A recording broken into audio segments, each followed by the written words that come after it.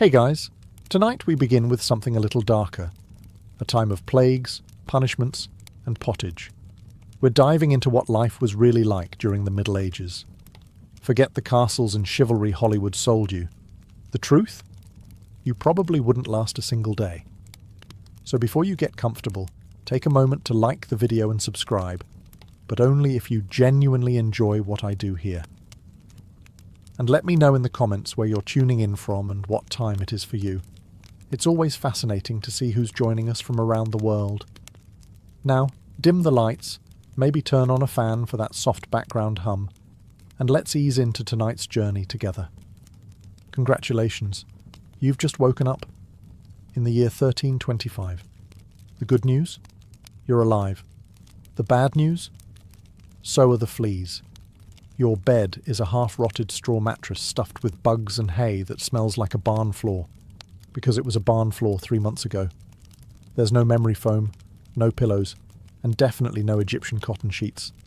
Just a wool blanket that hasn't been washed since last winter, and now weighs roughly as much as a small cow from the accumulated grime. You blink awake as the church bell clangs in the distance. It's the medieval version of an alarm clock, only louder and somehow even less merciful.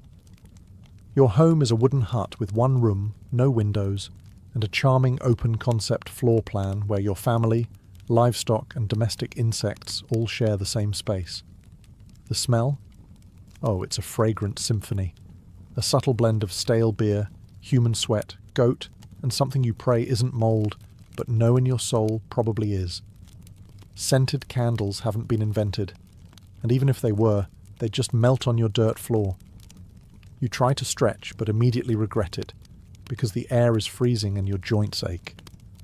You're 22 years old, which in medieval terms is roughly middle-aged.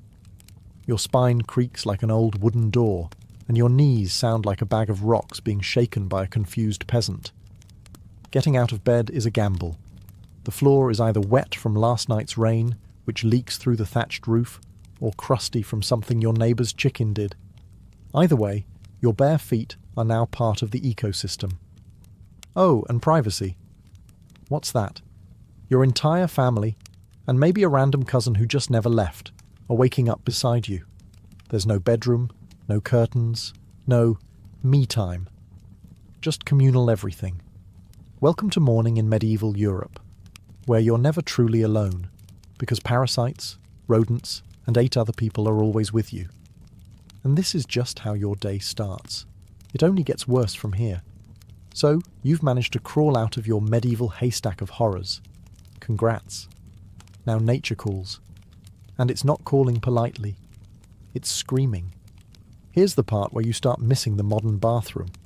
There's no toilet, no seat, no toilet paper, no flush, not even a mildly resentful plunger in the corner. In the 14th century, relieving yourself is an adventure, a social experiment, and often a small public event. If you're a peasant, your bathroom is likely a wooden bucket behind the house, which is already full because Uncle Wolfstan had a rough night after eating bad turnips. The smell is biblical. You hold your breath, do your business, and then, here's the kicker, toss it into the street. Yes, the street. You're supposed to shout something like "Gardez-lou" before dumping it out the window. That's Old French for "watch out below," although frankly no one ever moves fast enough. Streets in medieval towns are open sewers, a charming river of human waste, animal droppings and mystery liquids you'd rather not examine. If you're lucky enough to live in a town with public latrines, congratulations. You get to sit shoulder to shoulder with strangers in an outhouse where privacy is a myth and ventilation is a cruel joke. You might make small talk, but try not to breathe too deeply. Toilet paper? Never heard of it. Most people wipe with straw, leaves, rags, moss, or, if they're feeling especially indulgent, a scrap of wool. Sometimes, nothing at all. Which might explain why handshakes weren't popular yet. And if you're in a castle, surely it's better, right? Well, sort of. You might have a garderobe, a hole in the wall that drops your waist directly into the moat. Great idea. Except that your enemies know this, and yes, attackers sometimes climbed in through the waist chute, Talk about entering through the back door. So whether you're a farmer or a baron, medieval toileting is a humiliation ritual. It's cold, it's public, it's dangerous, and it's never not disgusting. One slip on a wet stone path, and you're face first in humanity's leftovers, and you still haven't brushed your teeth. But we'll get to that next. You survived the toilet. You deserve a reward, right? Maybe a nice breakfast? Something warm, delicious, comforting? Sorry, this is medieval Europe. Nothing is comforting here. Breakfast, if you can call it that, is a grim affair. There are no eggs Benedict, no coffee machines sputtering awake, and certainly no avocado toast. You sit down, or squat near the fire, to a wooden bowl of something that looks like it was scraped off a muddy boot. Welcome to your daily ration of pottage. Pottage is a thick, gloopy stew made of whatever you can find. Grains, root vegetables, maybe a few beans if you're lucky. It's been simmering in the same pot for days, sometimes weeks, and new ingredients are just dumped on top of the old ones. It's less of a recipe and more of an ongoing edible experiment. On the side, a hunk of bread so hard it could deflect arrows. It's made from coarse rye or barley flour, often bulked up with sawdust, ground up acorns or other creative ingredients, because wheat is a rich man's fantasy. This loaf is not your friend. You don't slice it, you negotiate with it. What about drinks? You're not sipping orange juice or an oat milk latte. You're drinking beer. Yes, beer. At 6 a.m. Why? Because the water is teeming with parasites and filth. So you start your day with weak ale, low alcohol, high survivability. Kids drink it too. No one's happy about it, but at least it won't kill you. Immediately. Want some meat or cheese? Dream on. That's for Sundays and saints' feast days, and only if your lord is feeling generous. Most peasants don't eat meat more than a few times a year. As for fresh fruit, only when it's in season and not already fermented into wine. And don't even think about spices unless you're royalty. A pinch of pepper costs more than your monthly wages. Salt is valuable enough to be locked away. So you chew your gritty bread, gulp your medieval beer, and try not to think about the rat that may have nibbled your porridge in the night. Breakfast doesn't energize you. It just happens to you. And now that you're properly underfed, it's time to work like your life depends on it. Because it absolutely does. So, you've eaten your sad medieval breakfast, and now it's time to get dressed. Not that it'll help. Your wardrobe consists of exactly one outfit. One. It's a rough wool tunic or linen shift that you've worn every day for months, possibly years. There's no such thing as seasonal fashion. There's just wear this until it disintegrates or gives you a fungal infection. Underwear? Optional. If you're lucky, maybe a linen undertunic. If you're not, well, you're going commando under layers of scratchy, sweaty wool, all lovingly stitched together by someone who probably had no idea what a seam was supposed to look like. There's also no washing machine, no soap, and absolutely no dry cleaner in sight. So your clothes are stained, stiff, and scented, like a compost pile that's been left to marinate in a pigsty. Even if you wanted to wash them, it's not easy. You'd have to haul water from a river or, well, heat it over a fire, scrub your tunic on a board with ashes or lye, and hang it in the sun, which is out approximately 3 days a year. And don't get me started on shoes. If you own any, they're made of untreated leather, barely stitched together, and offer as much arch support as a banana peel. Most peasants just go barefoot, through mud, through dung, through medieval landmines, aka sharp rocks and disease puddles. All this means one thing. Your skin hates you. You itch constantly. Fleas, lice, and bedbugs live rent-free on your body. Everyone has them. Nobles, lousy, monks, itchy, children, walking insect farms. No one escapes. You'll be scratching your armpit with a wooden spoon while chatting with the local priest, and no one will even bat an eye. Your skin is raw from rubbing, your scalp a battlefield of bites, and if you develop a rash, well, too bad. There's no dermatologist, no hydrocortisone, no one to tell you it's probably scabies. You just keep on suffering. And if you're lucky enough to not get an infection, great. That rash will simply accompany you for the next 6 months like an unwanted medieval sidekick. Now that you're dressed in misery and wrapped in discomfort, it's time to head outside and start working yourself to death. Now that you're fully dressed in itches and damp wool, it's time to flash that morning smile. Except, you don't. Because in the Middle Ages, smiling is a dangerous game. Not emotionally, dentally. There's no toothbrush, no toothpaste, no mouthwash, no floss. The concept of oral hygiene is about as popular as bathing, which is to say, not very. Some people might chew on a twig or rinse with wine or vinegar, but for the most part, your teeth are on their own, and they're not doing well. By the time you hit your mid-20s, your smile looks like something pulled from a haunted crypt. Cavities are rampant, gums are swollen. And those aren't just food stains on your teeth. That's decay. You have more rot in your mouth than a medieval root cellar. Sugar, while not yet everywhere, is becoming more common among the rich. Imported at great cost, mostly used in small cakes or to show off wealth. If you're a noble, congratulations. You get to rot your teeth faster than the peasants. If you're poor, you'll do it slowly over time with fermented bread, gritty porridge, and years of hard chewing.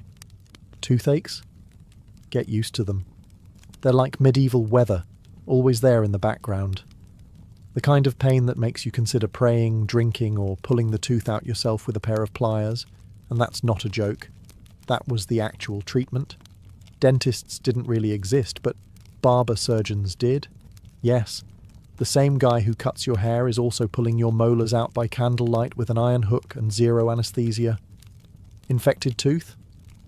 Hope you like fevers, because without antibiotics, it can easily turn into sepsis and kill you. From a toothache. That's right. The same thing that sends us to a pharmacy today could be your funeral in the 1300s, and there's no relief on the social front either. Kissing? Good luck. Halitosis, bad breath, is everywhere. If you're single, you're not judged by your smile. You're judged by your land and your livestock. In short, your mouth is a battlefield, and it's losing the war. Now that your teeth are throbbing, let's head outside. Because your real job, the one that will break your back, is just getting started. Time to head to work. Except there's no office, no desk, no coffee break, and no chance of promotion. Your job, if you're like 90% of the population, is simple. Don't die while labouring for someone else's comfort. You're a peasant. Congratulations. That means you work the land that belongs to a lord who probably doesn't remember your name. You rise with the sun and stop only when it disappears behind the trees. Your tools? A wooden hoe, a rusty sickle, and whatever bones are still intact in your body. There's no weekend. There's no clocking out. There's only sunrise to sunset, 6 days a week. Sunday is off, but only if you're not harvesting, fighting off raiders, or praying feverishly for your infected toe to stop turning black. The work is brutal. Fields are ploughed by hand or with oxen, if you're rich enough to afford one. You dig ditches, sow seeds, pull weeds, and carry water until your spine begins to resemble the letter S. No one cares if you're tired. No one's asking how your mental health is doing. If you're a woman, surprise. You don't just do fieldwork.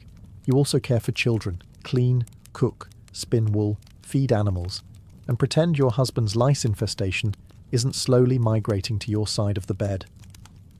Children? They start helping out around age 5. No school, no toys, just a tiny wooden rake and a dream of one day not dying of the flu. And if you're one of the few who isn't a farmer, maybe you're a blacksmith, a tanner, or a cooper. Great. You still work with fire, chemicals, or animal guts all day in poorly ventilated sheds. The pay? Basically survival. The perks? Occasional bleeding. Break a bone? Too bad. Get a fever, drink some warm beer and keep going. You can't afford to stop. Not even for a day. Because if you don't work, you don't eat. And if you don't eat, well, medieval Europe has a solution for that. It's called being replaced. So you grip your shovel, ignore the blisters, and keep digging. Because in the Middle Ages, your job isn't a career, it's a slow-motion endurance test. Now that your back is on fire from labouring in the fields, let's talk about the weather. Because in the Middle Ages, temperature is less about seasons and more about ongoing punishment from the sky.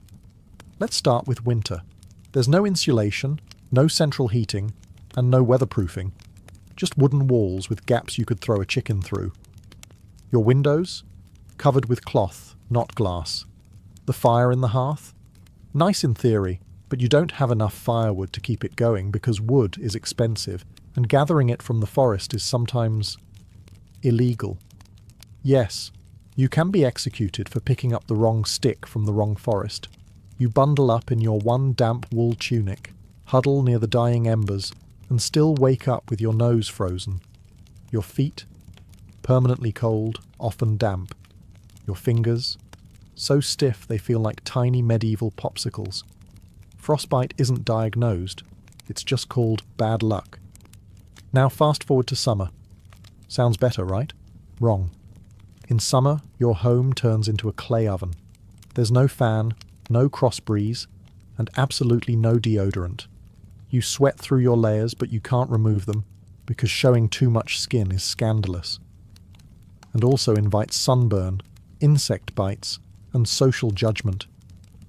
The flies are out in full force, attracted to your unwashed body, and the smell of last week's goat stew that's still fermenting in the corner. Mosquitoes buzz by your ear while you sleep, assuming you can sleep through the sound of your neighbours yelling and babies crying. In the fields, the sun bakes you. No sunblock, no hat, unless you've fashioned one out of straw like a desperate scarecrow. And the worst part, you still have to work. Heatstroke is just called taking a bad turn, so you're either shivering in your own hovel, wondering if your toes will make it to spring, or you're sweating through your only pair of socks while your thighs chafe into oblivion. And the one thing that never changes, no matter the season, your clothes still itch, your food is still terrible, and your next job, still waiting. Welcome to climate control, medieval style. There is none. Feeling thirsty?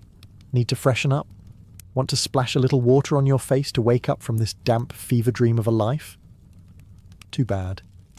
In medieval times, water isn't your friend. It's trying to murder you quietly. Let's start with drinking.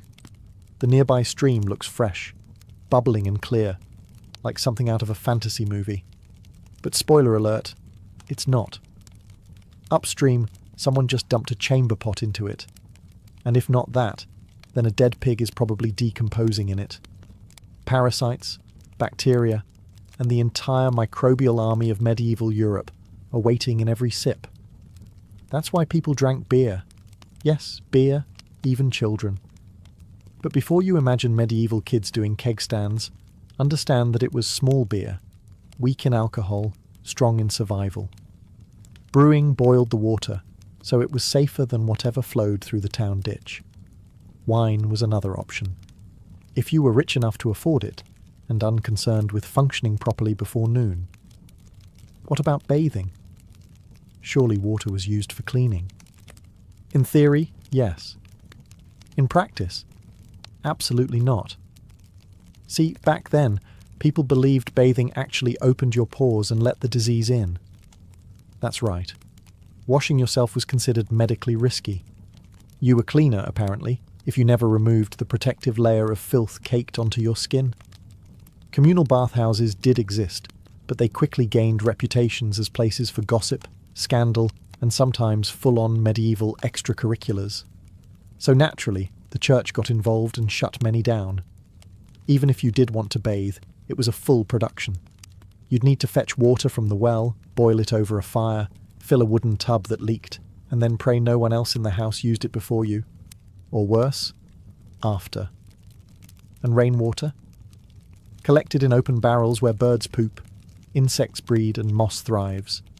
Sounds refreshing, doesn't it? So whether it's going in your mouth, on your body, or onto your crops, water in the Middle Ages is less of a life source and more of a gamble.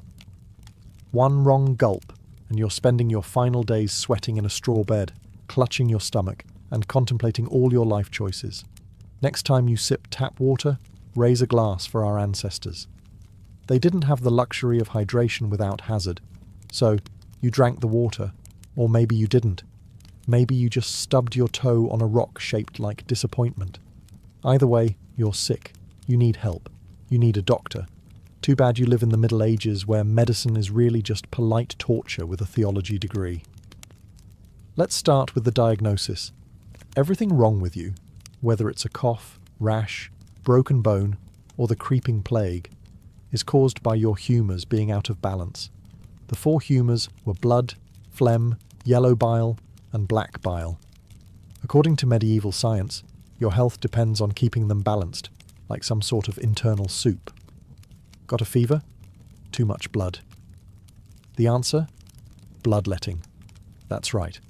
Let's drain your life force into a bowl using a dull blade or a hungry leech. And yes, barbers were often the ones doing it. Imagine getting a haircut and a hemoglobin extraction in one sitting. 2 for 1, baby. Feeling sad or anxious? That's clearly an excess of black bile. The cure? Laxatives. Maybe a warm herbal purge. Or just prayers and a cold compress while everyone avoids eye contact with you and starts carving your coffin. Now, if you break a bone or get a nasty wound, you're in real trouble. There's no anaesthesia, unless you count passing out from pain. Surgery is done with knives that haven't been cleaned since the Crusades. Tools are heated over fire not for sterilisation, but because they just look scarier that way. Antibiotics? Centuries away. Germ theory? Not invented yet. They think disease comes from bad air or God being annoyed with your moral failings. Got a stomachache? Must have been your sinful thoughts. Hope you like confessing while vomiting. If your condition gets worse, you'll be treated with more leeches, possibly some crushed beetles, and a priest at your bedside giving last rites just in case. At this point, they're preparing for the cure known as death. And if by some miracle you recover, everyone just assumes God took pity on you. The doctor takes full credit and the leech gets promoted. So yes, in the Middle Ages, medicine is less about healing and more about surviving the cure. After a long day of labour, lice, and leeches, it's finally time to eat. You shuffle back to your hovel, stomach growling, ready for the one joy left in life, a warm meal. Bad news. Your meal is probably trying to kill you. Let's begin with the basics. Food preservation doesn't really exist. There's no fridge, no freezer, just salt, smoke, or the hope that winter air keeps things fresh. Your meat, if you're lucky enough to have any, has been hanging for days, covered in flies, marinated in questionable brine, and possibly shared with a rat or 2. Bread is the cornerstone of the medieval diet, but even that isn't safe. In bad harvest years, desperate peasants bulk it up with bark, sawdust, or even clay to make it stretch. And if it's rye season, there's a bonus. Ergot, a fungus that causes convulsions, hallucinations, and sometimes death. It's like eating bread laced with LSD and tetanus. Vegetables? Only if they're in season. And you know what's always in season? Turnips. So, many. Turnips. Boiled, mashed, or floating in pottage, which, if you remember from Chapter 3, is basically a hot swamp of mystery ingredients that's been simmering since your great-grandfather's funeral. Fruit might be available in the fall, but it rots quickly, and sugar is rare, expensive, and hoarded by the rich to show off their blackened teeth. Dairy is another gamble. Fresh milk spoils in hours. Butter and cheese fare better, but they're loaded with bacteria. People eat them anyway because, frankly, it's either that or chew your boot leather. And let's talk about seasoning. Spices like pepper, cinnamon or nutmeg? Worth more than gold. For the average peasant, flavour comes from onions, salt, if you're lucky, and pain. Most meals taste like wet burlap sprinkled with sadness. But food isn't just a health hazard. It's a political one. Game animals belong to the Lord, not you. Caught poaching a rabbit? You could be fined, imprisoned, or even executed. That's right, your dinner could get you hanged. So as you sit down to eat your grey stew by flickering firelight, remember, every bite is a risk. but you eat anyway, because in the Middle Ages, food doesn't nourish, it tests you. It's evening now. You've worked, suffered, and barely digested your suspicious stew. You might think the day is winding down, but don't get too relaxed, because God is watching. So is the priest. And so is your neighbour Agnes, who will absolutely rat you out if you miss Mass. In medieval Europe, religion isn't just part of life, it is life.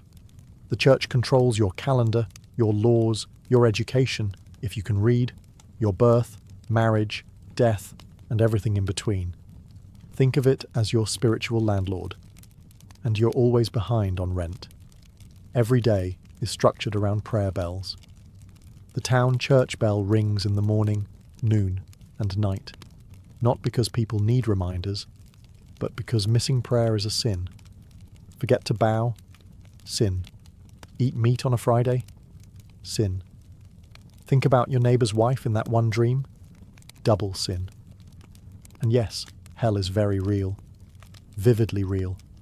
Priests describe it in glorious detail. Rivers of fire, lakes of boiling blood, demons with pitchforks and eternal wailing. If the plague doesn't scare you, eternal damnation definitely will.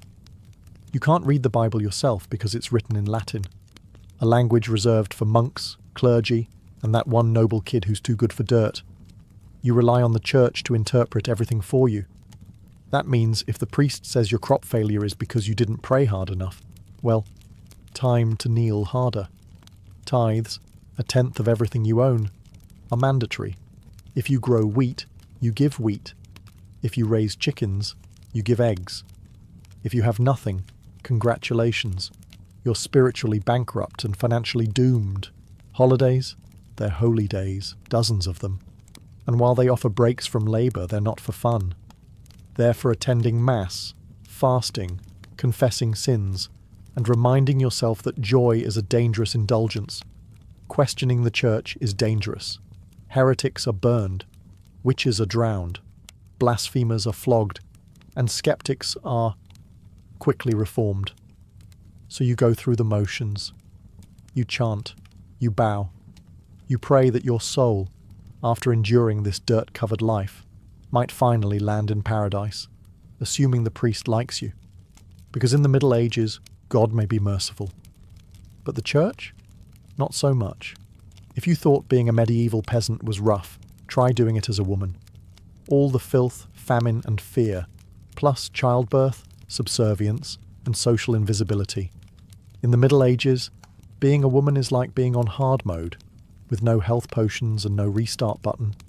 From birth, a girl's life path is pretty much locked in. Marry young, bear children, serve your husband, die tired. Education? Not likely. Unless you're from a noble family and sent to a convent, your intellectual development stops around the time you learn how to churn butter and patch a tunic. Marriage happens early. Really early. It's not weird to be betrothed at 12 and pregnant by 14. It's not about love. It's about land, livestock, and alliances. Your opinion? Not required. Once married, you're basically your husband's property. Your job is to produce heirs, feed everyone, keep the house running, and not complain. Because complaining might get you branded a nag, or worse, a witch. That label comes with a complimentary drowning or burning, depending on local fashion. Childbirth is a death lottery. There's no prenatal care, no sterile tools, no anesthesia. Midwives do their best, but even minor complications can mean death for the mother, the child, or both. Some women survive 10 pregnancies. Many don't survive 2, but don't worry. Once the baby is out, your work increases. Now you have a screaming infant in a lice-ridden hut, and you're expected to nurse, cook, clean, and still help in the fields. You don't get a break. You are the break. For everyone else. If you're unmarried, you're suspicious. If you're widowed, vulnerable. If you're outspoken, dangerous. Women who didn't conform were often accused of witchcraft, especially if they had herbal knowledge, a strong personality, or just looked at someone funny on a rainy Tuesday. Even in the church, your role is limited. Nuns lived under strict rules. No speaking without permission. No freedom of movement. and your spiritual worth? Always ranked below men. In short, if you're a woman in the Middle Ages, you're expected to endure, obey, reproduce and suffer in silence, ideally while smiling. Because even in a time of universal suffering, women were somehow expected to suffer gracefully. So far, you've battled filth, starvation, social injustice, and possibly a goat. But just when you think your day can't get any worse, here comes violence, loud, bloody, and often completely acceptable by medieval standards. Let's be clear, the Middle Ages were not peaceful. The idea of law and order mostly meant, hope the local lord isn't in a bad mood. Violence is everywhere. In the home, in the streets, on the battlefield, in church disputes, and sometimes in line at the communal bread oven. Crime is common, punishment is brutal, and justice is more performance art than protection. Steal a loaf of bread, you could lose a hand. Accused of lying, your tongue might get pierced. Gossip too much? Meet the scold's bridle, a metal mask strapped to your head with a bar in your mouth. For correction, of course, let's say you're accused of something serious. Heresy, theft, witchcraft. How do you prove your innocence? By being tortured, obviously. Welcome to trial by ordeal. One version, you stick your hand in boiling water to retrieve a stone. If it heals without infection in 3 days, you're innocent. If not, you're guilty. Another option, you're tossed into a river. If you sink, you're innocent, and probably dead. If you float, you're guilty, and will be punished anyway. It's like a medieval game show where the prize is survival and the host is actively rooting against you. And if you're sentenced to death, that's a public event.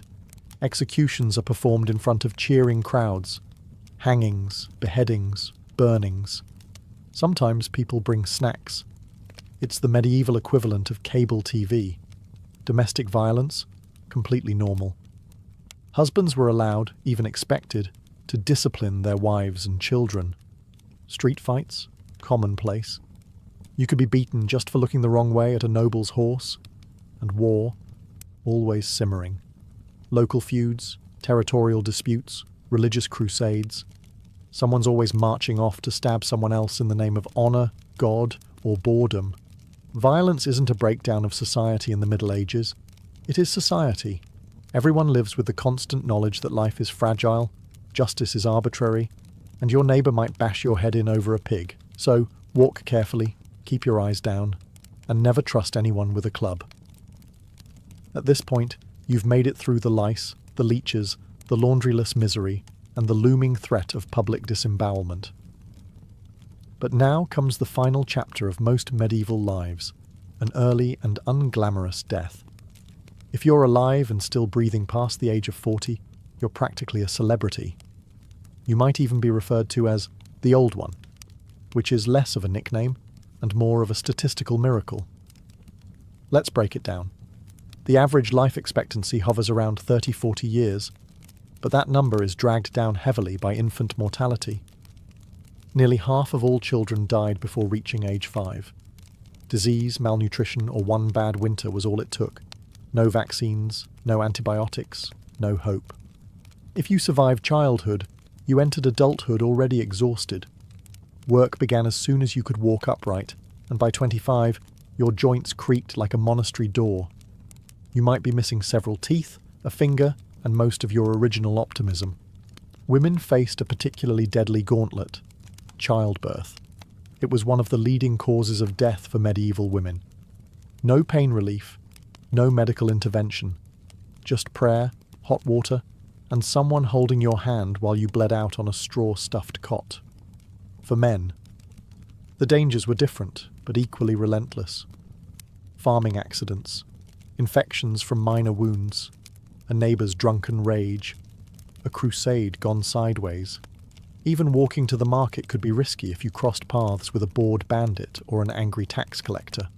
Death could also come quietly, from the plague, which turned cities into cemeteries overnight, or from famine, which could last entire seasons, thinning out entire villages, or from bad luck, like eating spoiled grain and spending your final hours hallucinating and screaming at the walls. And funerals? You were lucky if you got one. Bodies were often buried quickly to avoid disease. No embalming, no polished coffins, just a hole, a few murmured prayers, and a shallow mound of earth, if there was enough space left in the churchyard. So yes, in medieval times, life was brutal, short, and constantly under siege by death in all its casual forms. You didn't retire, you just stopped showing up. And speaking of exits, let's move on to your final chapter. The medieval dream dies. So, how's your day been? You've woken up in filth, relieved yourself into a bucket, brushed your teeth with wishful thinking, nearly passed out from hunger, worked until your spine cried for mercy, scratched your way through itchy wool, prayed to not get plague, and barely dodged a public execution for owning a squirrel. Welcome to a single day in medieval Europe. Still dreaming of becoming a knight? Think again.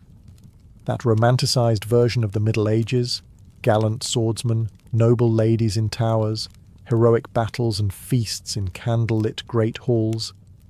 It's a myth polished by fairy tales and fantasy books. In truth, the medieval world was gritty, cruel, and deeply unfair. Hierarchy was everything. If you were born poor, you stayed poor. If you were born rich, congratulations. You had a better chance of surviving, but you were still one bad soup away from dysentery and a hasty burial. Even the nobles weren't immune to misery. Castles were drafty stone refrigerators filled with fleas, smoke, and politically motivated marriages. Sure, you had a fur cloak and a goblet of wine, but also a 50% chance of dying in a skirmish or from an infected splinter. Not exactly luxury. The simpler times weren't simple. They were relentless. Everything took longer. Everything hurt more. Everything, from childbirth to chewing, came with consequences. Life was survival, not leisure. And if you did find a quiet moment to think, to dream, to imagine something better, there wasn't much you could do with it. No upward mobility, no modern medicine, no internet to Google, what's this weird rash? You lived, suffered, worked, and died within a 10-mile radius of where you were born. But here's the wildest part. Through all of this, people still laughed, sang songs, told stories, fell in love, and found meaning. Not because life was easy, but because humans are stubborn like that.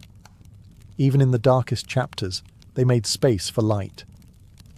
So tonight, when you slip into your clean bed with indoor plumbing, antibiotics, and central heating, maybe say a quiet thank you to the modern world, and to your ancestors who fought rats, famine, and feudalism, so you wouldn't have to. Long before she was Catherine the Great, Empress of all Russia, mistress of reform, and icon of ambition, she was simply Sophie. Born Sophie Friederike Augusta von Anhalt-Zerbst in 1729, she was the daughter of a relatively obscure German princely family. Her tiny duchy in Pomerania offered little in terms of power, but Sophie herself. She had something no title could provide: razor-sharp intelligence, relentless charm, and a quiet, burning hunger for greatness. Her upbringing was strict. Her mother, Johanna, was cold and calculating, not a warm, nurturing figure, but a social climber obsessed with status. Sophie's father, a Prussian officer, was more distant than disciplinary. From a young age, Sophie learned to walk the fine line between obedience and cunning. She read voraciously, spoke multiple languages, and learned how to observe a room before speaking in it, skills that would soon become survival tools in one of Europe's most brutal courts. When the Russian Empress Elizabeth Petrovna began searching for a wife for her heir, Grand Duke Peter, she looked beyond Russia's borders. Peter himself was of German descent, and Empress Elizabeth believed a foreign bride, pliable and grateful, would be easier to control. Sophie fit the bill perfectly. Noble blood, Lutheran faith, which she'd be forced to abandon, and a reputation for both grace and humility. At just 14 years old, Sophie was summoned to Russia. She arrived in the freezing capital of St. Petersburg in 1744, wearing thin German fabrics and a diplomatic smile. Her mother pushed her forward like a chess piece. Sophie, however, had her own game in mind. To become acceptable in Russian society, she converted to Orthodoxy, taking the name Ekaterina Alexeyevna, Catherine. The ceremony was public, symbolic, and life-altering. She wasn't just changing religions. She was burning the bridge behind her, stepping into a foreign empire with no way back. No one watching that quiet teenage girl in a fur-trimmed coat could have predicted what would come next. Betrayal, revolution, enlightenment, and empire. But from the moment Sophie stepped foot in the Russian court, she stopped being a pawn and began planning how to become a queen. Catherine's marriage to Grand Duke Peter was meant to secure her place in Russian royalty, but from the very beginning, it felt more like a cage than a crown.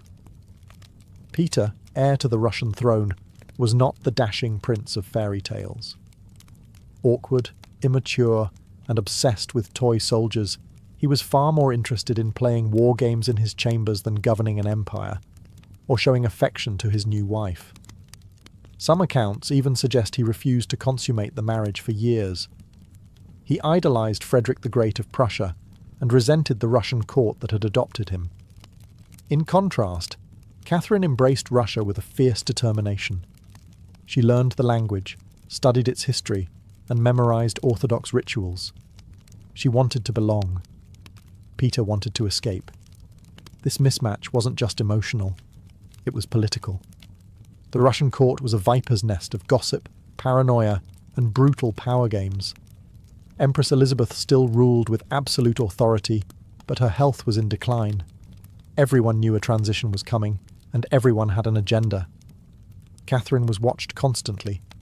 Her letters were read, her friendships monitored, and her every move scrutinized. She couldn't trust her husband, her mother, who was still whispering in her ear on behalf of foreign interests, or even her servants. In this world, alliances could turn into accusations overnight. But Catherine was no fool. She learned to play the court's games quietly, cultivating allies in the shadows. She charmed military officers, made friends with scholars, and developed a reputation for dignity and restraint, a stark contrast to her husband's childish tantrums and open contempt for Russian traditions. Behind closed doors, Catherine began reading Enlightenment thinkers like Voltaire and Montesquieu. While others saw her as a young consort, she was building a vision, not just for herself, but for Russia, a nation of strength, education, and reason. But there was one problem. The longer Peter lived, the longer Catherine remained in limbo, a powerless wife to a man unfit to rule. So she waited, observed, and planned. She knew the Russian throne wouldn't be inherited. It would have to be taken. In 1762, after nearly 2 decades of waiting, watching, and quietly manoeuvring, Catherine saw her moment and seized it with breathtaking precision. Empress Elizabeth had died, and Peter, now Peter III, was finally Tsar. But his reign began unravelling almost immediately.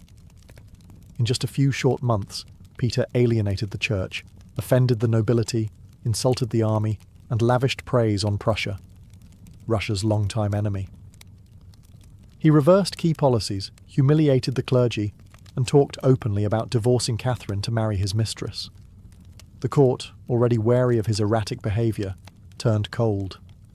The army, filled with generals loyal to Catherine, grumbled in corridors. Even ordinary Russians, devout and patriotic, saw Peter as a foreign puppet who mocked their traditions. Catherine, watching all of this unfold, made her move. In July of that same year, while Peter was away at his summer palace, Catherine launched a bloodless coup d'etat.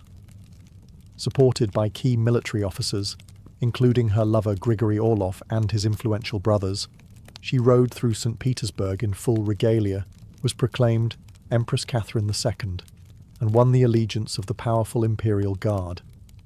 Peter, caught off guard and without allies, surrendered within days.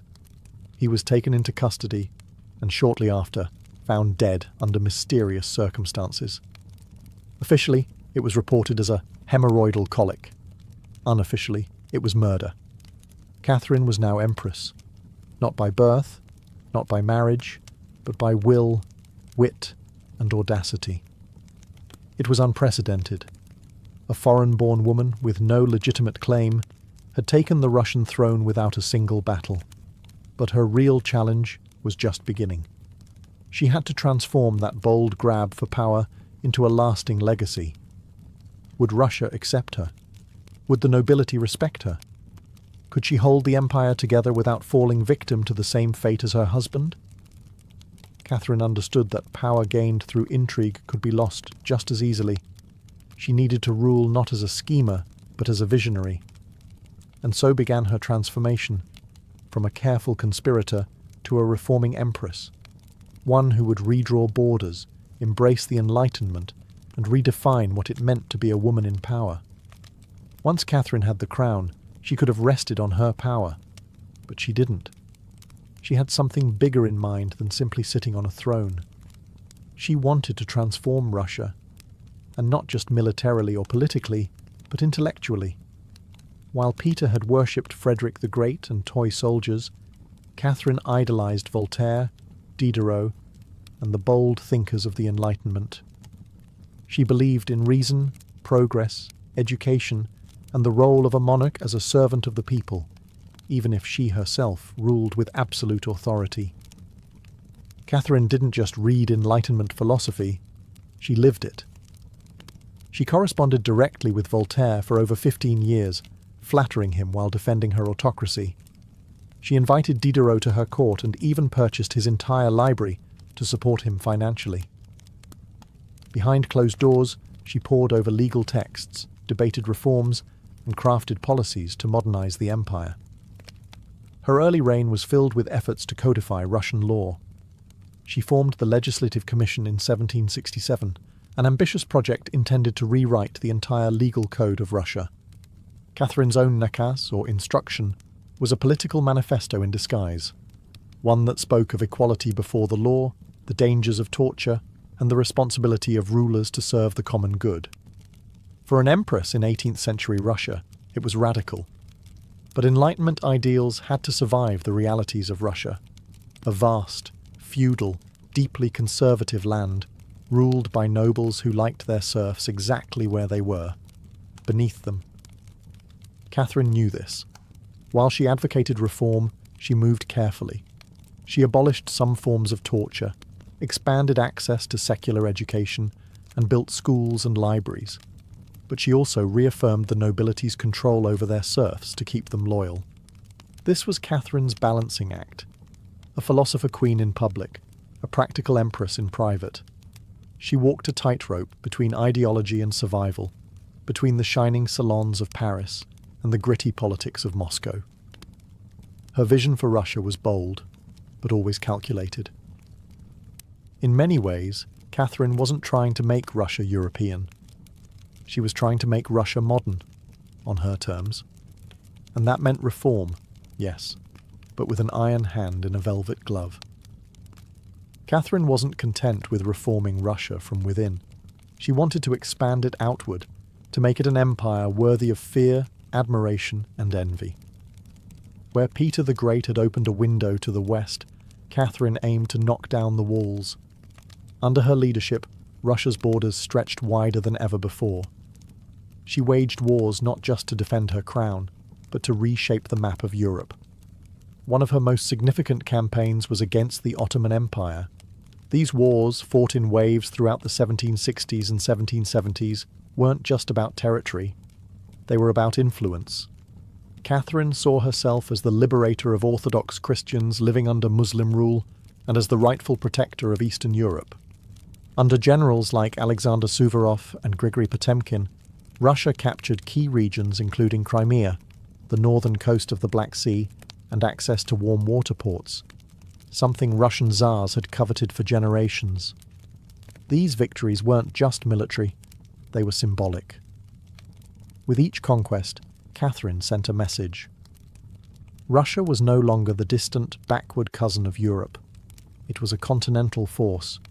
She also turned her gaze westward.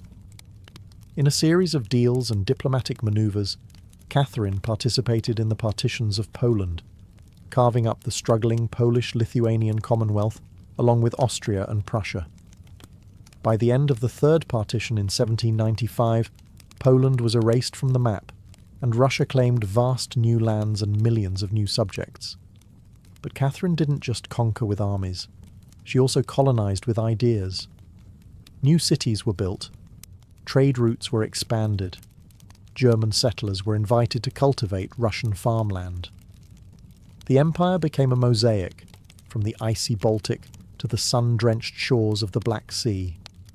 And through it all, Catherine remained the central force, reading reports, issuing orders, and personally overseeing the shape of her expanding empire. Critics would accuse her of being power-hungry, even imperialistic. But to Catherine, expansion wasn't ambition, it was destiny. A great ruler, she believed, was measured not just by ideas but by borders. She didn't just want to rule Russia. She wanted to remake it as a civilized empire, feared by its enemies, respected by its peers, and loyal to her alone. For all her brilliance and power, Catherine the Great was just as famous for what went on behind palace doors. And no, not all of it was whispered in libraries. Catherine's private life became one of the most talked about aspects of her reign. She had lovers, not just one or two, but a carefully curated parade of them, many decades younger, often handsome, and sometimes politically influential. She didn't hide them. In fact, she often rewarded them with titles, estates, and pensions, if they behaved well.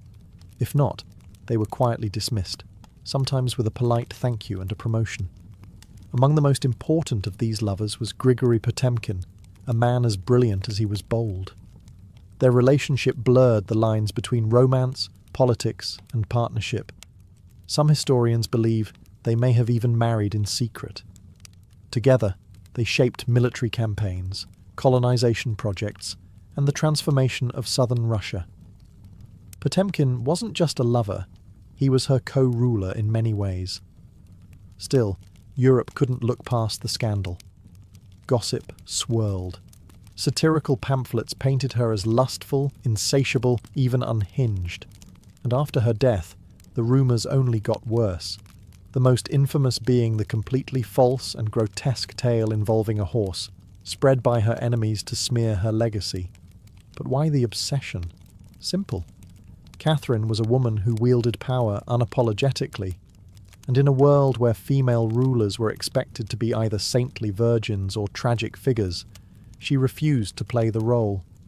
She lived, loved, and ruled on her own terms, and that made her dangerous. Ironically, while her critics painted her as immoral, Catherine herself was deeply philosophical about love and sexuality. She believed pleasure was a natural part of life, and that personal relationships didn't have to threaten public responsibility. She separated emotion from governance, a feat few male rulers managed. In reality, her liaisons were often strategic. She surrounded herself with men who were loyal, capable, and politically useful. And when they ceased to be, she let them go, usually with a smile and a generous retirement. Catherine's love life didn't weaken her rule. It was part of her strategy, a blend of passion and power that made her unforgettable, envied and feared. For all her charisma and control, Catherine's reign was not without peril. And in 1773, that peril came in the form of a bearded Cossack named Yemelyan Pugachev. He was no ordinary rebel. Pugachev claimed to be none other than Peter III, Catherine's dead husband. According to him, he had survived the coup and now returned to reclaim the throne from the German usurper. It was absurd. Peter was long gone. But to Russia's oppressed and exhausted lower classes, the claim didn't need to be true. It just needed to offer hope. Pugachev promised liberation, an end to serfdom, lower taxes, and land for the common people. His words lit a fire across the Volga River region, especially among Cossacks, peasants, and old believers. In a time when the gap between nobles and serfs had widened brutally, his promises sounded like salvation. The Pugachev rebellion became the largest peasant uprising in Russian history. Towns were taken, fortresses fell, Nobles were slaughtered. For a terrifying moment, it seemed as if the empire itself might fracture. Catherine was shaken. This wasn't a foreign war she could win with cavalry and treaties. This was a revolt from within. Her own people, rising against the system she ruled. But Catherine didn't panic. She acted. She dispatched professional military forces to crush the rebellion, ruthlessly. Pugachev's forces were defeated in 1774. He was captured, displayed in an iron cage, and eventually beheaded in Moscow, a public warning to all who dared follow. Afterward, Catherine doubled down on order and control. Her dreams of liberating the serfs quietly faded into silence. The rebellion had shown her the limits of enlightenment in a country still shackled by feudalism. She now leaned harder on the nobility, who offered loyalty in exchange for absolute control over their serfs. This was a turning point. The empress who once quoted Voltaire now prioritized stability over philosophy. Reform became cautious, surveillance increased. Rebellion, even whispered, was to be stomped out before it had breath. Pugachev may have lost his head, but he left behind a warning that haunted Catherine, that power built on inequality could only hold so long before the storm came crashing through. By the time Catherine the Great approached the final years of her life, she had ruled Russia for over 3 decades, longer than any female ruler in Russian history. From the moment she seized power, she had defied expectations, reshaped her empire, and redefined what a woman and a monarch could be. Under Catherine's reign, Russia became a true European powerhouse. Its territory expanded by over 200,000 square miles, swallowing Crimea, parts of Poland, and stretches of the Black Sea coast. These weren't just military wins, they were strategic pivots, securing warm water ports and reshaping trade. But her legacy wasn't only drawn on maps. Catherine left a cultural mark as well. She helped found the Hermitage Museum, amassed one of the greatest art collections in Europe, and corresponded with the greatest minds of the Enlightenment. Her court became a centre of sophistication, art, and intellectual ambition. In a country often viewed as backward by Western Europeans, Catherine put Russia firmly on the cultural map. She modernised education, founding schools for girls, and promoted the printing of books. She introduced smallpox inoculation to Russia, even publicly receiving the vaccine herself, an act of scientific bravery in her time. Yet, her reign was also one of contradictions. While she admired Enlightenment ideals, she never freed the serfs. In fact, she extended serfdom deeper into Russia's territories. Her reforms, while impressive, remained mostly top-down, designed to polish the empire without truly transforming its foundations. Still, Catherine's rule brought stability and ambition. She understood that power was not inherited. It was crafted, managed, and constantly defended. She ruled not by divine right, but by force of will, political brilliance, and relentless calculation. She was called many things: a usurper, a tyrant, a reformer, a seductress. But above all, she was effective. When she died in 1796, Russia was wealthier, larger, and more formidable than it had been in centuries.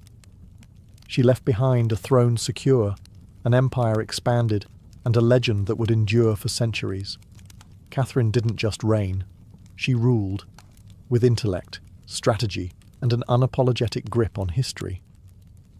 And in doing so, she became more than an empress. She became a myth. For all her power, expansion, and enduring legacy, Catherine the Great was still, at her core, a woman navigating a man's world and reshaping it in her image. Behind the imperial portraits and state decrees was someone deeply aware of how precarious her position was. She was not born Russian. She came to the throne through a coup. She ruled an empire that didn't want a woman in charge, and yet she not only endured, she thrived. Catherine was never content to be ornamental. She read constantly, wrote endlessly, and never stopped learning. Her daily schedule was intense. Hours of reading reports, corresponding with foreign powers, editing state papers, and managing a court filled with rival factions. She wasn't content to simply sit on the throne. She worked the throne like a stateswoman born to it. She was also, in many ways, lonely.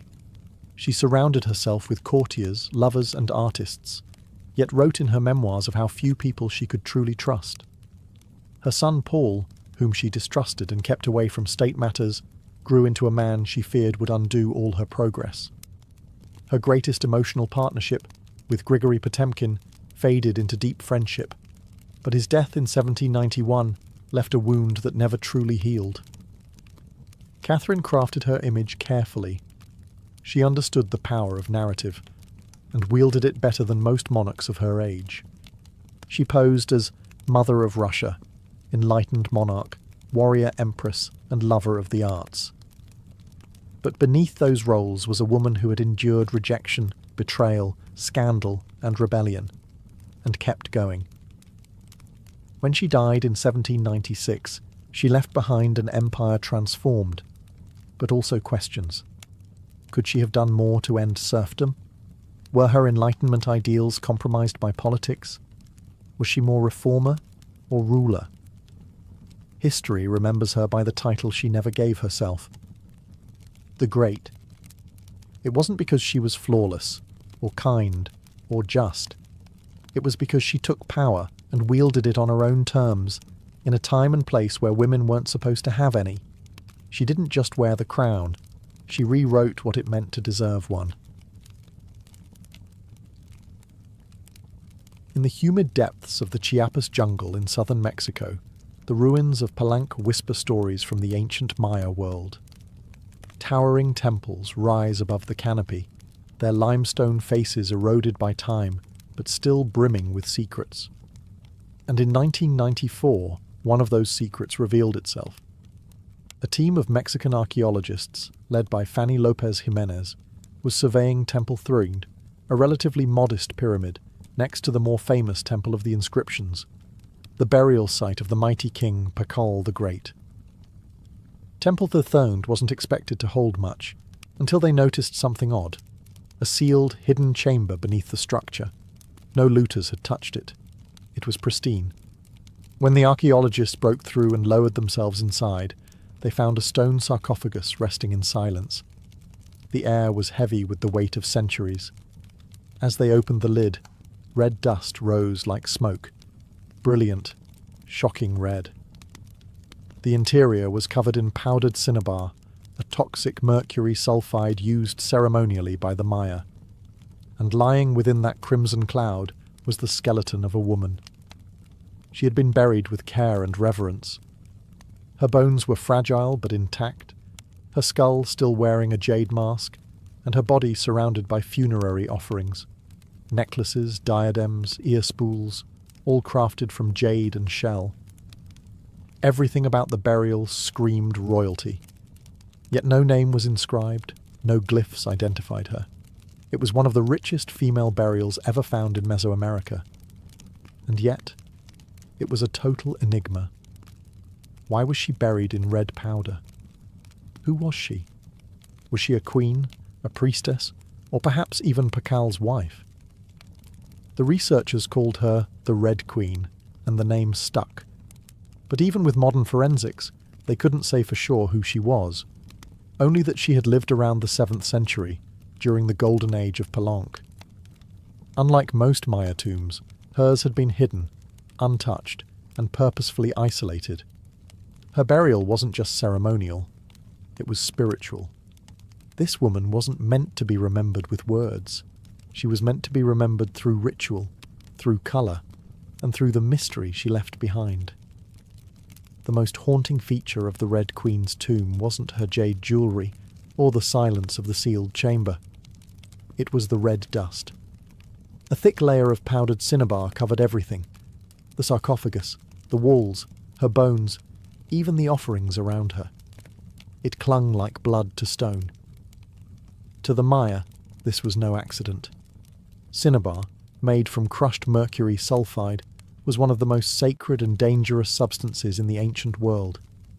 Its vibrant red colour wasn't just visually striking, it symbolised blood, rebirth, and the life force that connected the human and divine realms. Red was sacred.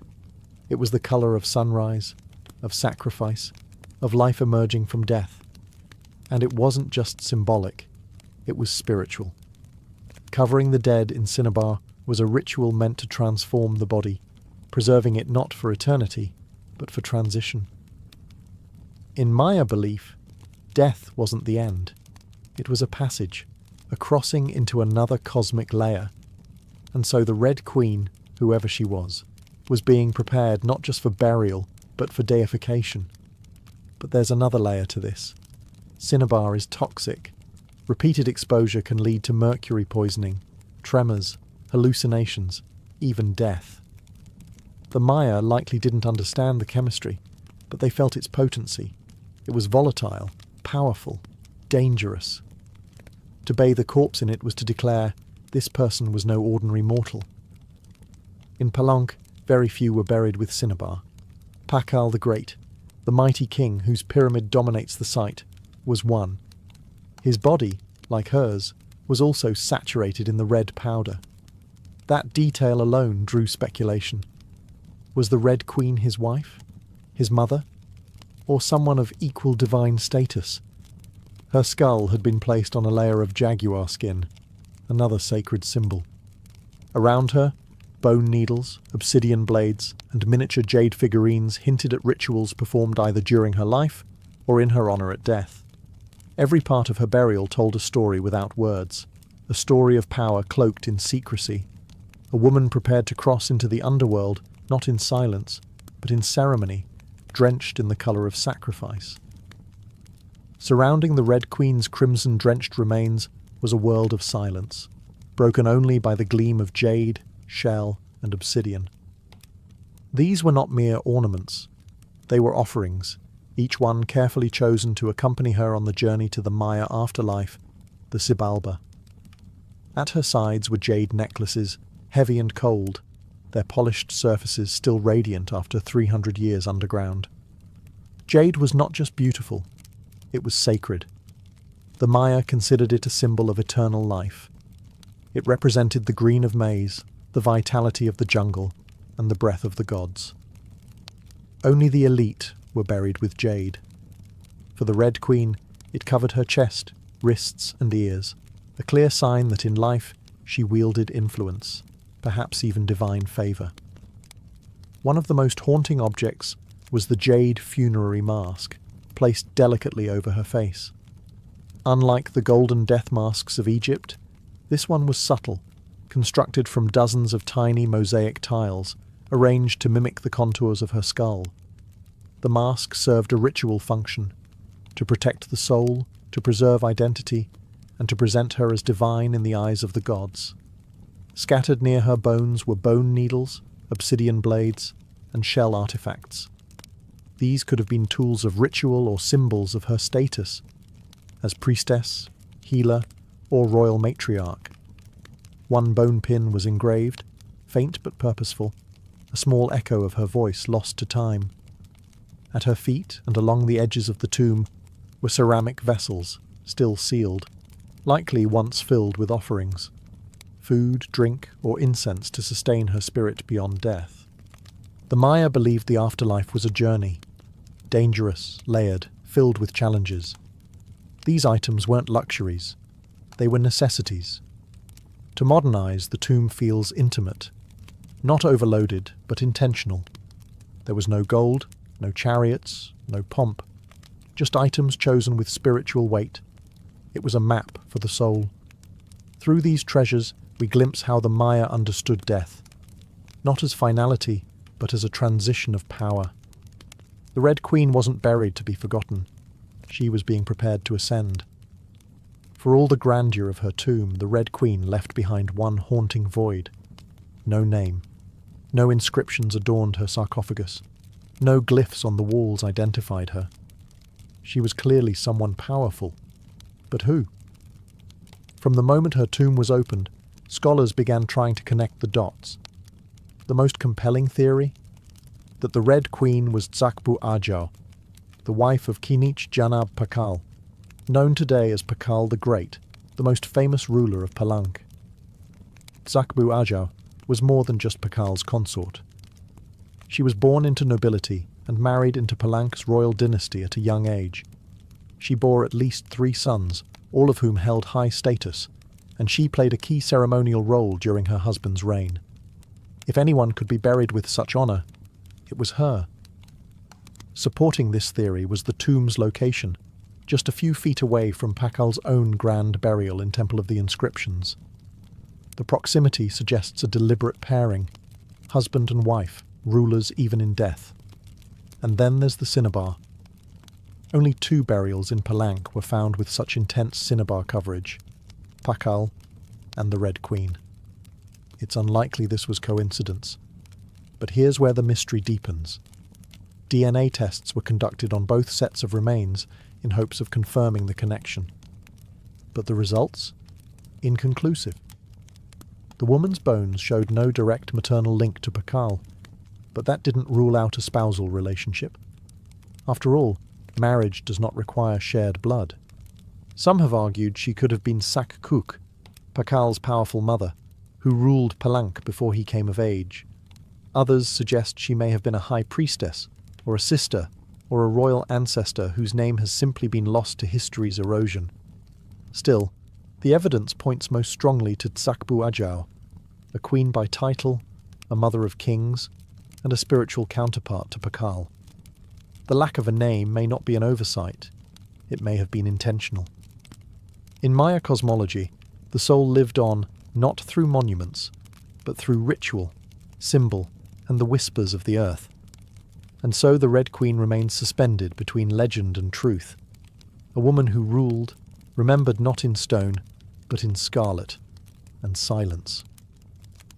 To understand the Red Queen, we must understand the world she came from, a world where Maya women, especially royal ones, held more influence than many realize.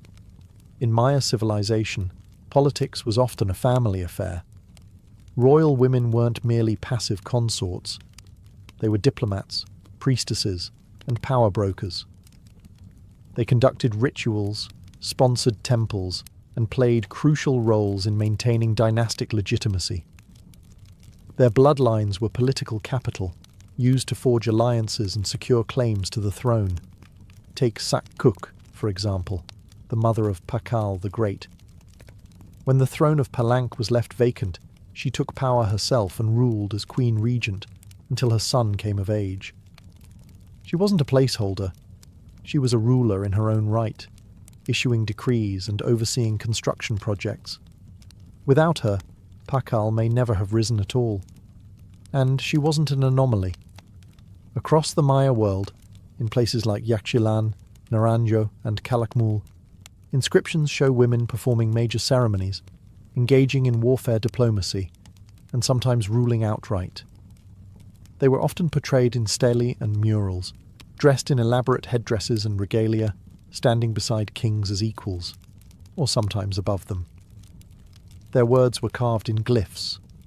Their names were remembered, until they weren't. By the time Spanish conquistadors arrived centuries later, much of that memory had eroded. The colonial lens saw native women as silent figures in a male-dominated world, but the archaeology tells a different story, one of complex gender roles, where power was negotiated, not simply inherited. This context casts the Red Queen in a new light. She may not have ruled in name, but her burial, rich, sacred, and positioned beside Pakal, suggests she was a central pillar in the royal order. Her jade mask wasn't just decoration. It was a symbol of identity, of power held in life and protected in death. Her bloodline may have been the very glue that held Palanka's dynasty together. In Maya civilization, a queen wasn't just a queen. She was a keeper of sacred lineage, a voice in ceremony, and often the bridge between gods and men. The Red Queen may be nameless, but in her world, she was never voiceless. The Red Queen wasn't just buried with treasures.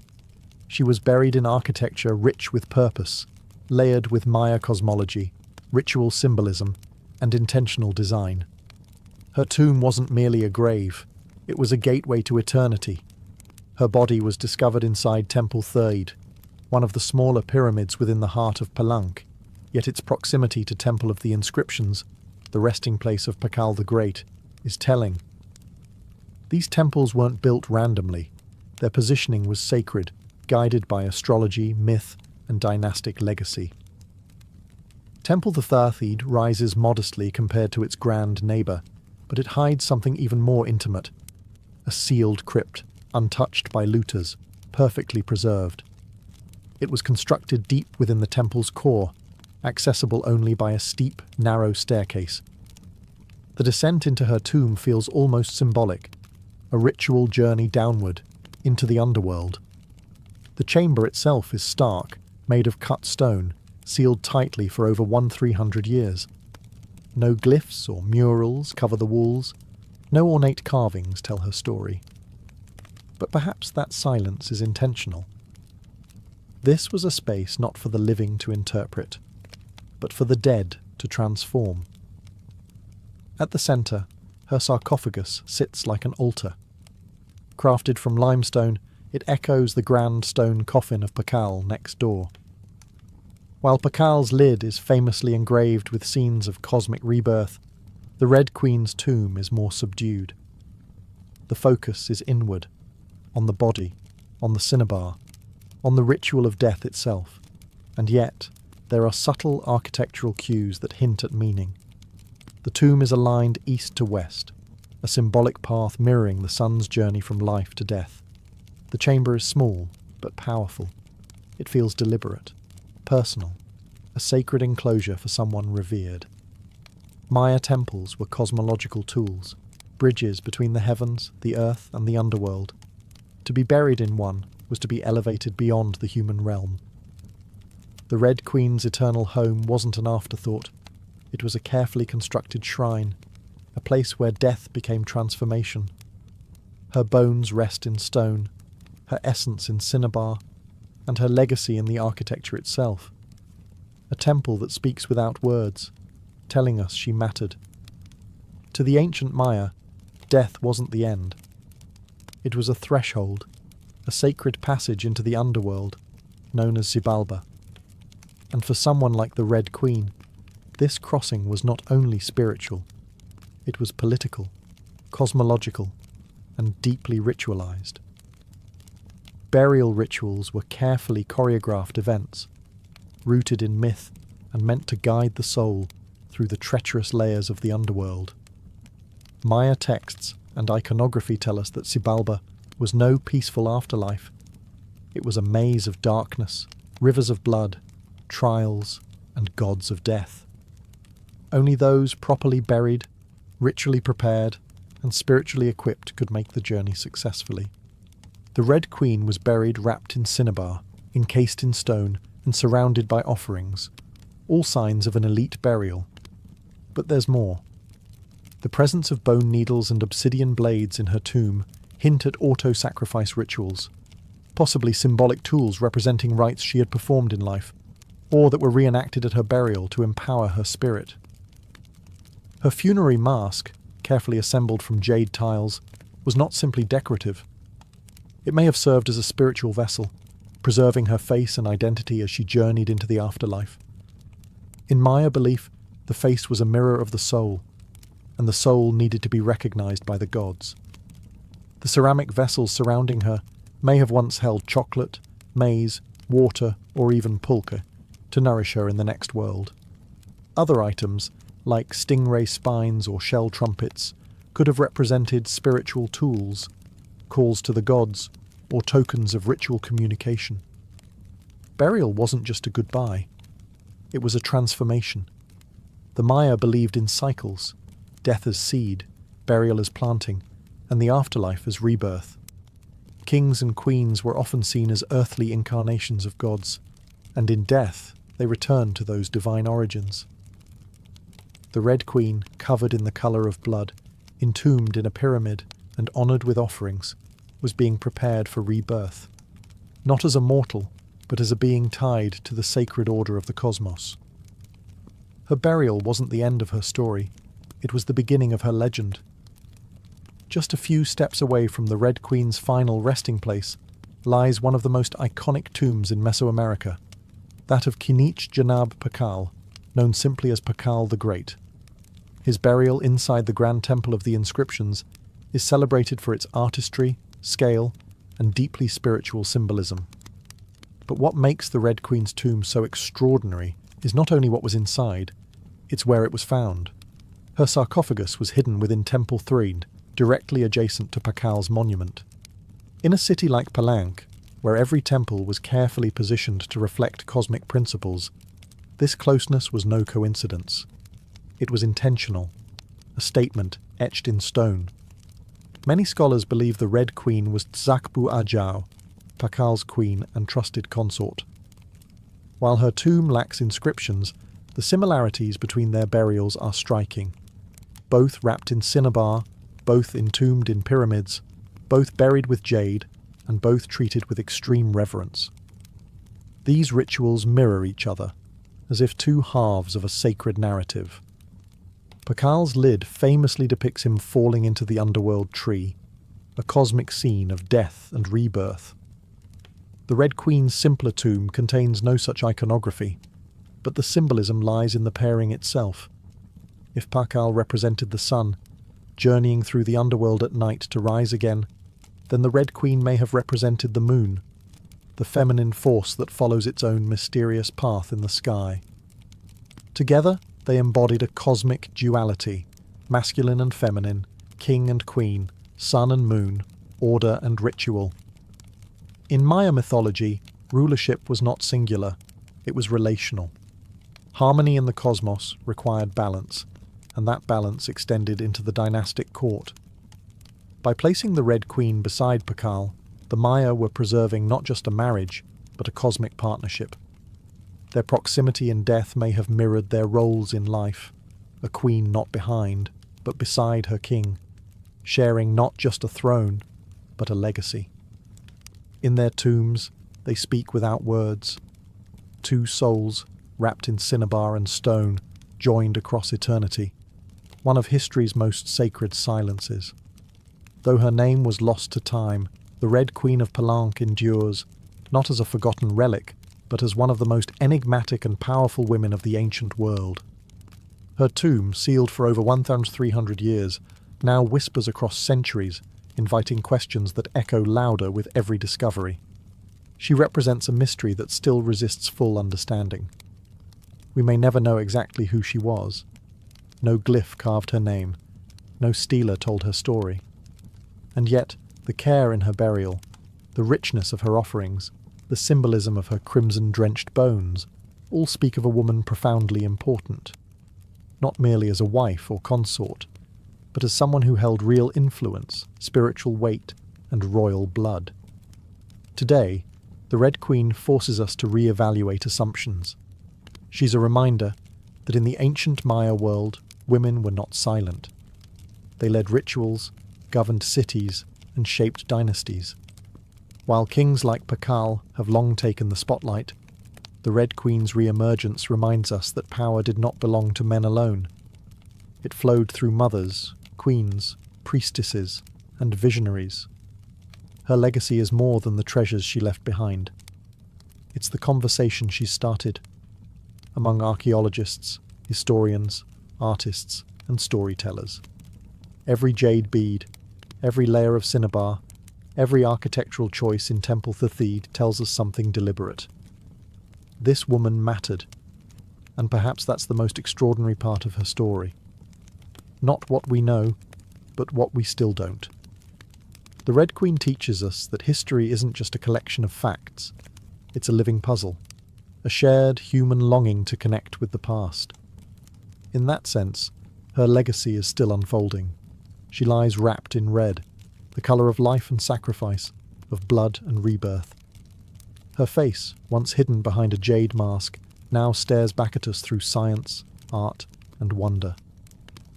She remains nameless, but not voiceless. Mysterious, but not forgotten. The Red Queen may have ruled a kingdom in life, but in death, she rules something greater, our imagination. Her tomb was sealed in stone. Her story was written in silence. And still, somehow, she speaks. Frida Kahlo was born on July 6, 1907, in the vibrant district of Coyoacán, then a village on the outskirts of Mexico City. Her childhood home, the Casa Azul, the Blue House, was filled with colour, contradiction, and quiet strength. It would later become a sanctuary, a battleground, and a museum to one of the most iconic artists of the 20th century. Frida was the third of 4 daughters born to Guillermo Kahlo, a German-Hungarian photographer, and Matilde Calderón, a devout Catholic of indigenous and Spanish descent. Her parents were opposites: Guillermo, reserved and intellectual; Matilde, religious and emotionally distant. Frida would inherit her father's introspection and artistic eye, but also her mother's fierce resilience. As a child, Frida was imaginative, outspoken, and bold. She read voraciously and asked questions most adults didn't want to answer. But at the age of 6, she contracted polio, which left her right leg thinner and weaker than the other. A physical difference she tried to mask with long skirts, but never allowed to limit her spirit. The illness left her bedridden for months and isolated from other children. During this time, she grew close to her father, who encouraged her to exercise, ride bicycles, and stay mentally sharp. Unlike most girls of her time, Frida didn't aspire to become a wife or a homemaker.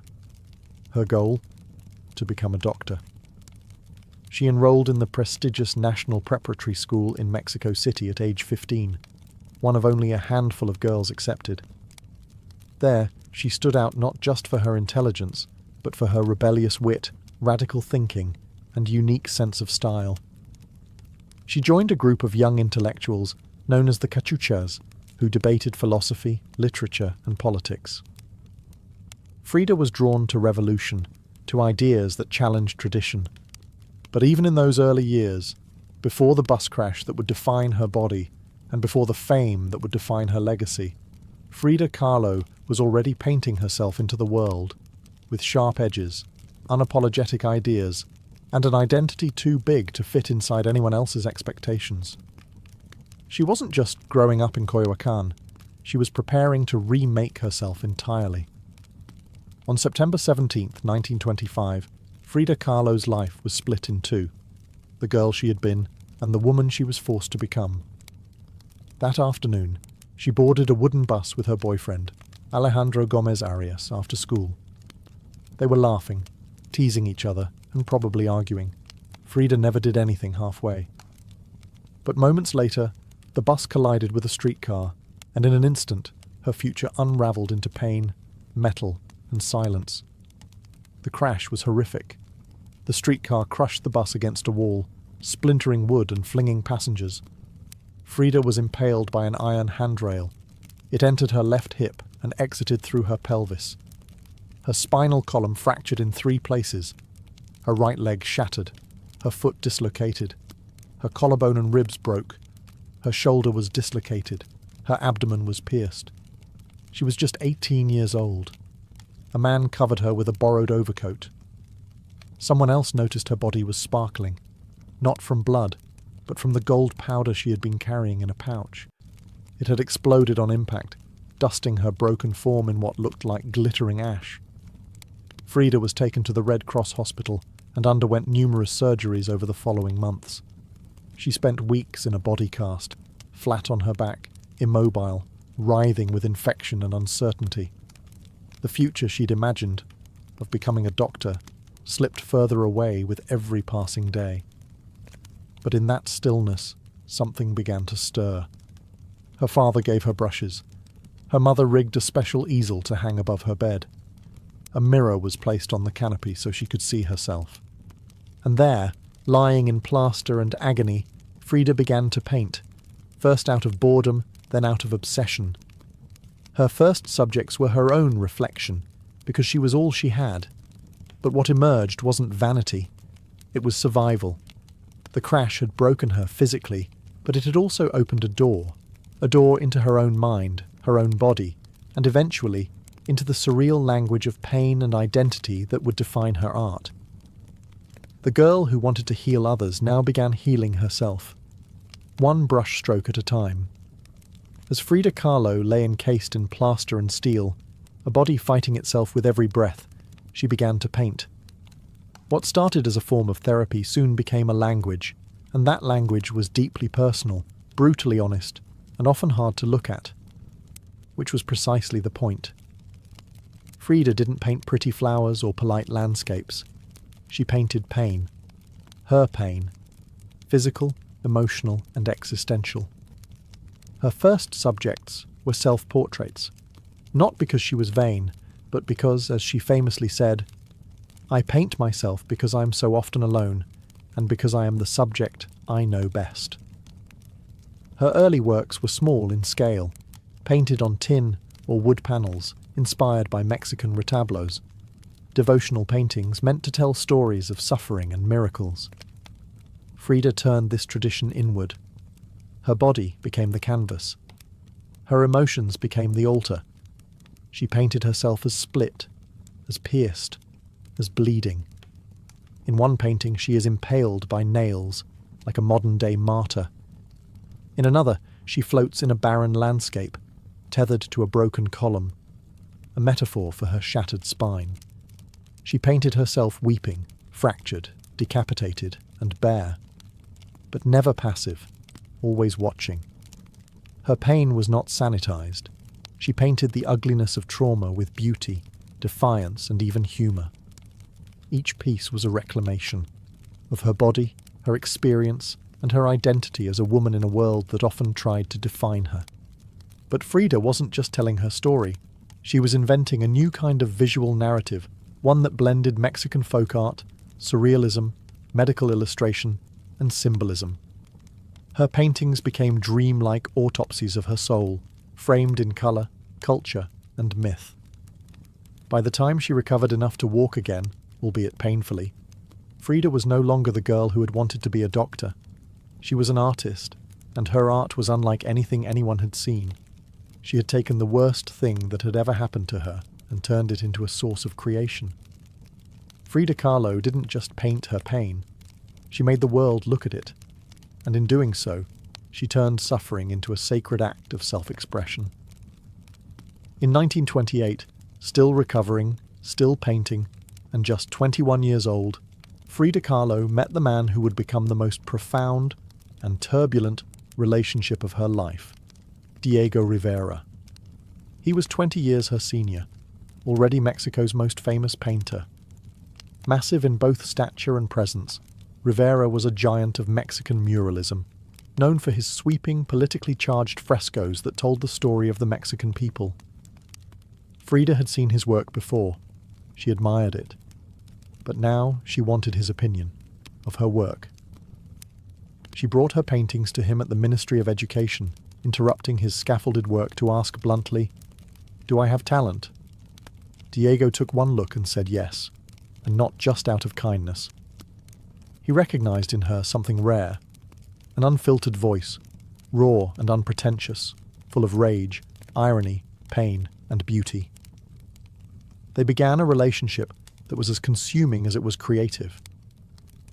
Frida once said, "I suffered 2 accidents in my life, one in which a streetcar knocked me down, the other was Diego."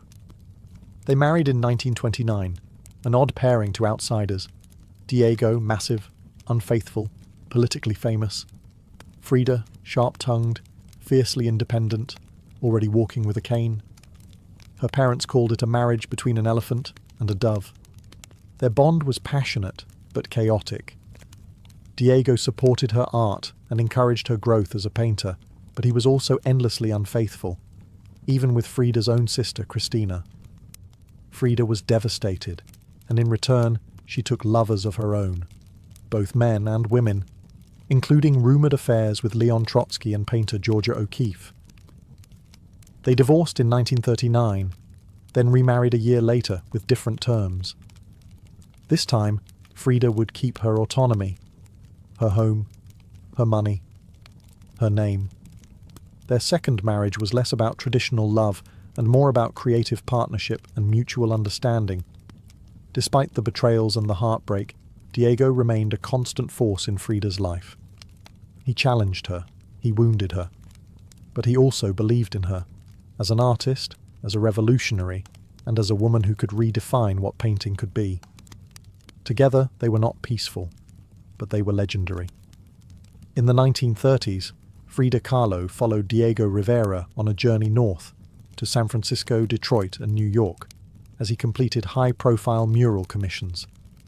These years abroad brought her face to face with American industrialism, wealth, and the contradictions of capitalism, and they left her with deep political discomfort.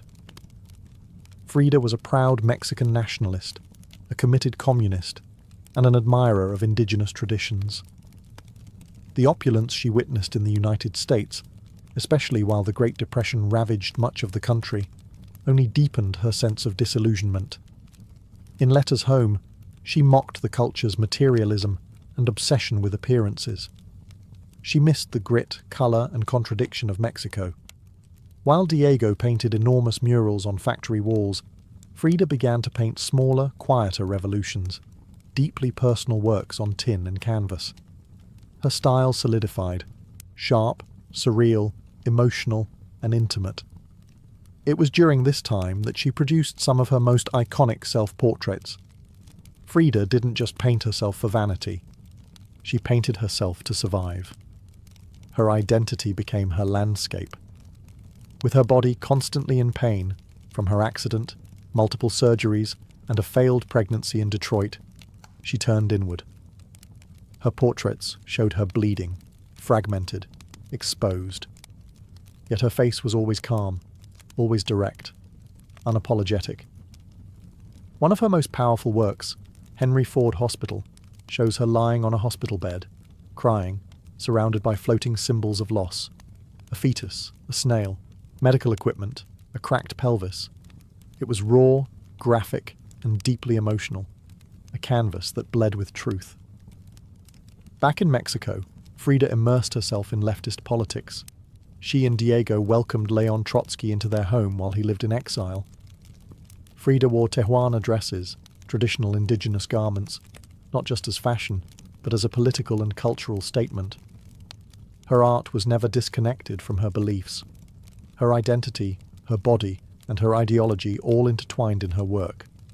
While Rivera was painting murals of revolution, Frida painted its human cost, the body in pieces, the mind on fire, and the self always staring back. In exile and in illness, she became not just a painter of pain, but a painter of resistance. When Frida Kahlo returned to Mexico in the late 1930s, she was no longer just Diego Rivera's wife. She had become something else entirely. A force, an artist whose work radiated with raw honesty, surreal symbolism, and cultural identity. Back in her homeland, she stepped fully into herself. Her Casa Azul in Coyoacán became a sanctuary of colour and contradiction. Bright cobalt walls, yellow trim, Aztec statues in the garden, monkeys and parrots wandering freely. The house was a living extension of Frida's imagination. It was a blend of tradition and rebellion, elegance and earth. Here, she surrounded herself with pre-Columbian artifacts, ex-votos, folk art, and revolutionary books. She wore bold Tijuana dresses, wove flowers into her hair, and painted amid the scent of copal incense and the sounds of mariachi on the street outside. This period marked an explosion of creativity. Her paintings became more intricate, more symbolic, and more political. Works like the two Fridas revealed a divided self, one in European dress with a bleeding heart, the other in indigenous clothing, strong and composed. It was Frida's visual autobiography, a portrait of love, loss, and heritage. In 1939, she exhibited her work in Paris, where artists like Picasso, Breton, and Kandinsky praised her fiercely original style. But even among the surrealists, Frida stood apart. When André Breton tried to label her as one of their own, she pushed back. "They thought I was a surrealist," she said. "But I wasn't. I never painted dreams. I painted my own reality." She painted Mexico, not the romantic postcard version, but the living, breathing country she adored. Her work pulsed with symbolism, skeletons, hummingbirds, hearts, thorns, corn, and blood. She honored the indigenous roots of her homeland while unmasking the violence of its past and present. But even as her artistic voice grew stronger, her health continued to decline. Multiple surgeries, infections, and chronic pain became daily realities. Still, she painted through it, propped up in bed, torso bound in corsets, fingers clenched around the brush. Frida had returned to Mexico not to rest, but to reclaim her power, through paint, through politics, and through her fearless embrace of the self. As the 1940s wore on, Frida Kahlo's body continued to betray her. Her spine was deteriorating. Her right leg was constantly infected. She underwent more than 30 surgeries in her lifetime, often in grueling succession. At times, she was bedridden for months, encased in body casts or immobilized by traction devices that stretched her bones apart. But still, she painted. Each canvas during these years became both a release and an act of resistance. Her works grew darker, more defiant. She painted with a clarity sharpened by pain, refusing to hide behind metaphor.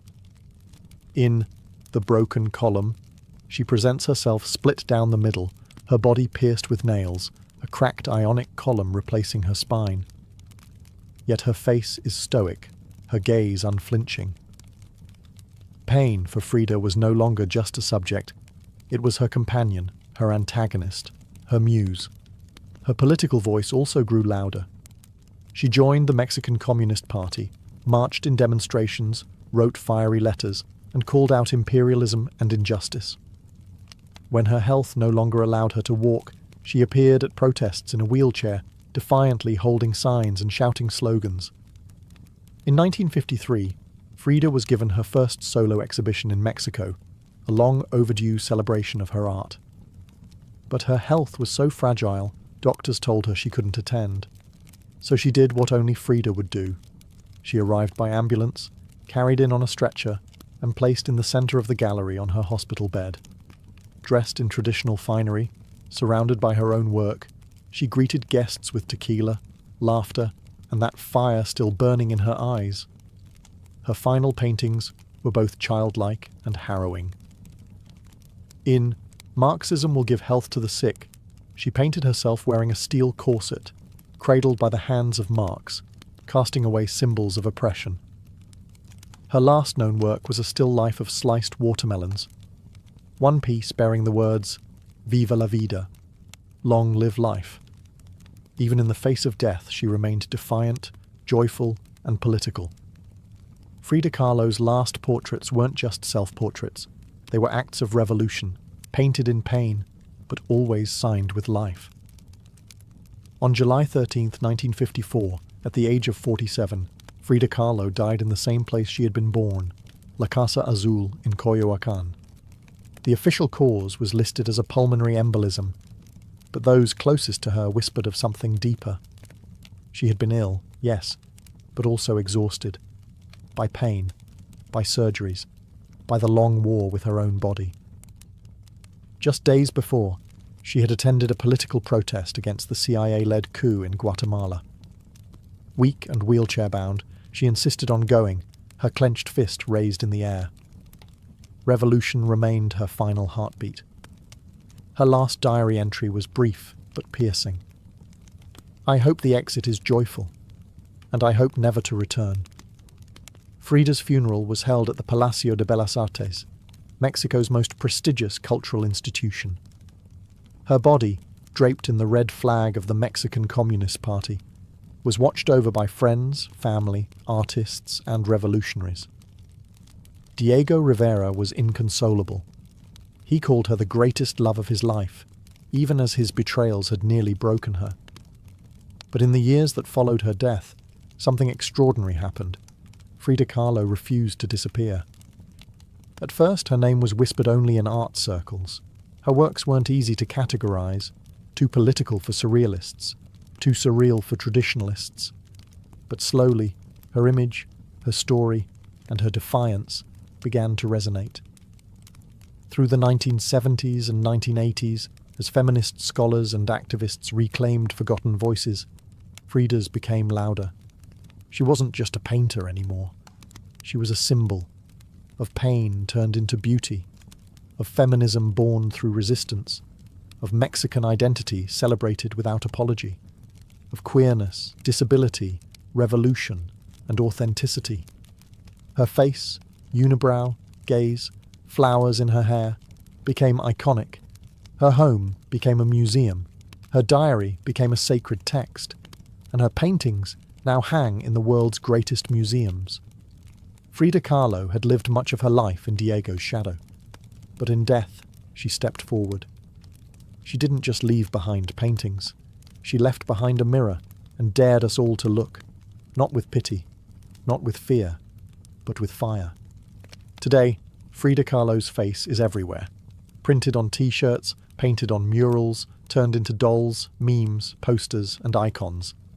Her signature unibrow, her flower-crowned hair, her direct gaze, all instantly recognizable. But what makes her legacy powerful isn't just that people know her face, it's that they recognize the truth behind it. Frida didn't try to be flawless. She didn't fit into boxes. She wasn't conventional, and she didn't care to be. In a world that demands perfection, she gave us realness.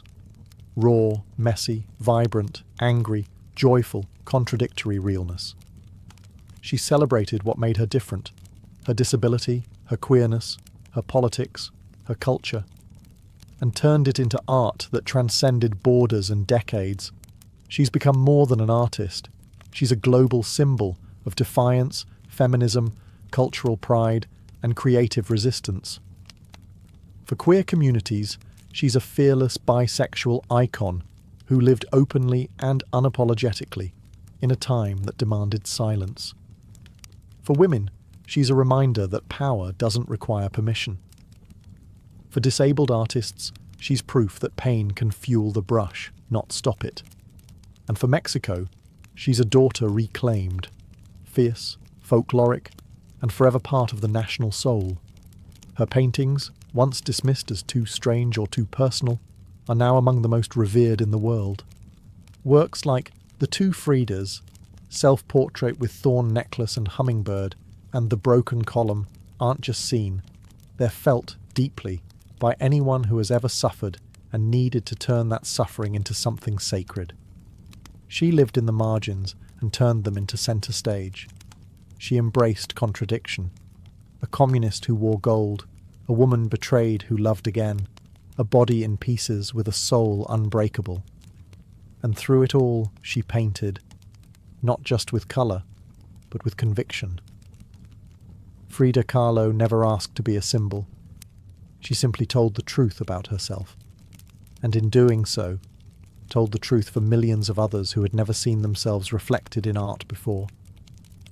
Now, when we see her face, we see courage, we see colour, we see resistance, we see Frida, not gone, but immortal.